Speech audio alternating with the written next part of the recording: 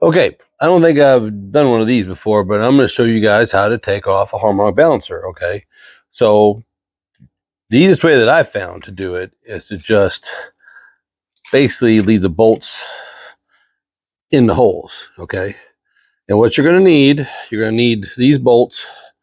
You're going to need a balancer puller, which this is one that I've had forever, and basically it just bolts in place. And then I use this. This is like the end of a clamp on the end like that against the snout of the crank, because the last thing you want to do is take that right there and cram that into the threaded hole that's in the end of this crank. Because if you mess up the bolt hole in the end of a crank, you are pooped. Okay. So easiest thing to do is we're just going to take this off and throw that down there.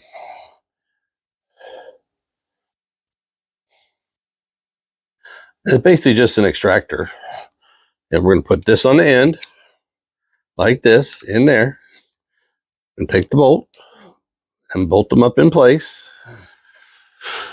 Okay, I went ahead and got some washers, because washers always seem to help with this, because you can basically just use the heads, but the washers, they help. Okay, and you just tighten them down until they stop, basically. And you don't have to have these super uber tight. The threads on these are fine threads, which means that they got a lot more oomph to them and strength to them than just a regular heavy thread. And you'll notice that the rod here, that's fine thread also, so it'll have a lot more strength involved once you start putting the squish on this. Okay, so there we go. And just one more quick half turn all the way around. Yep.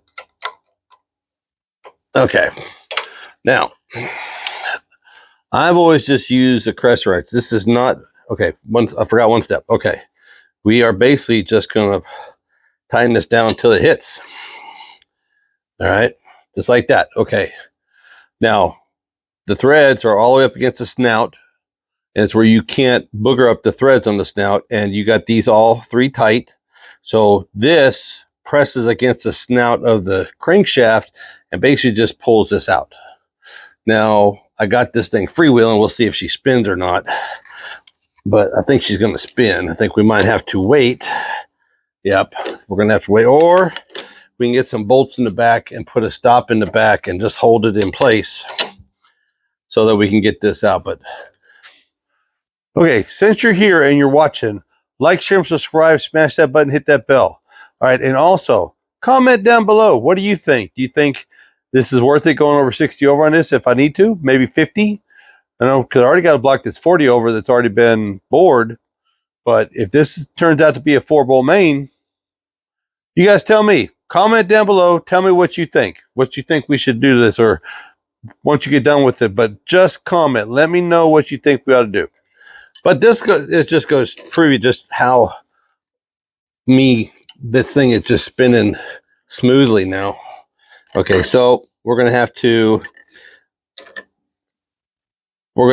stop, scotch the crank. Basically, we might have to spin this over and do it that way with a piece of wood or something on the crankshaft.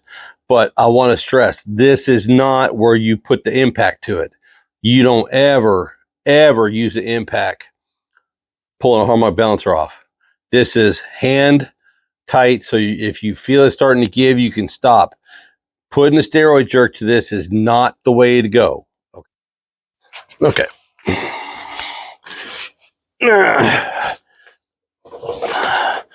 Okay, I use this little smaller bolt to basically chalk against the bell housing in the back. Okay, and then we're just going to slowly give it pressure. And that's why I say the biggest crescent wrench you got. But I'm still doing this by hand, and this is already starting to move. All right. Just a little bit of time. And it doesn't take, you can tell I'm not breathing heavy. This is not hard work, but this is tried and true how it works. And it's already moving, you can tell.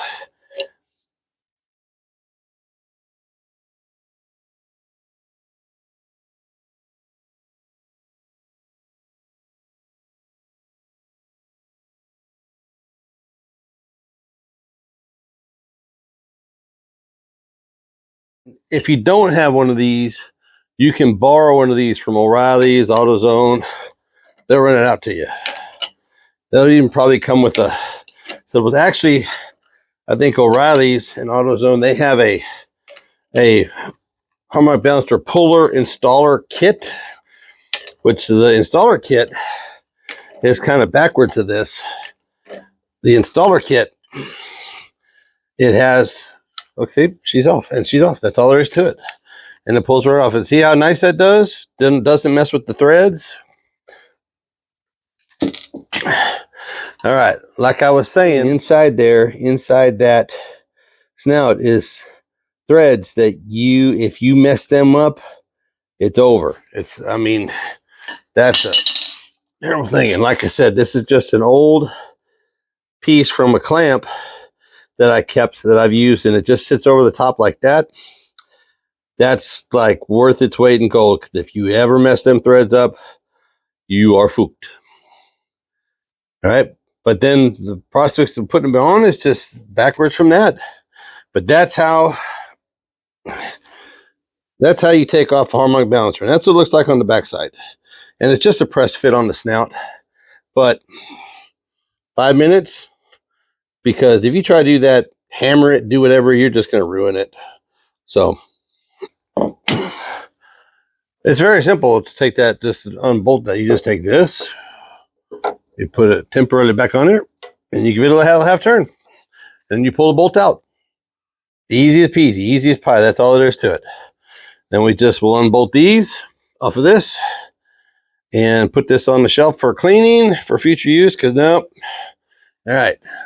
You see that piece of rubber that's going out of there? That's going to cause a vibration. That's it. It's starting to go. So the dampening part of this is about done with the dampening part. So this one, fortunately, is junk. So we got a couple more on the shelves, but that's, you always look for the rubber. This is a rubber in between the metal and metal. And it's just kind of like there. So you always look to make sure if it hasn't lost. So, but that one's gone. It's just a boat anchor now. So if you're still here, like, share, and subscribe. Hit that button, smash that bell. Tell your friends. Check out UncleBuckStuff.com for a little merch if you would like a hat or a t-shirt. Y'all be good.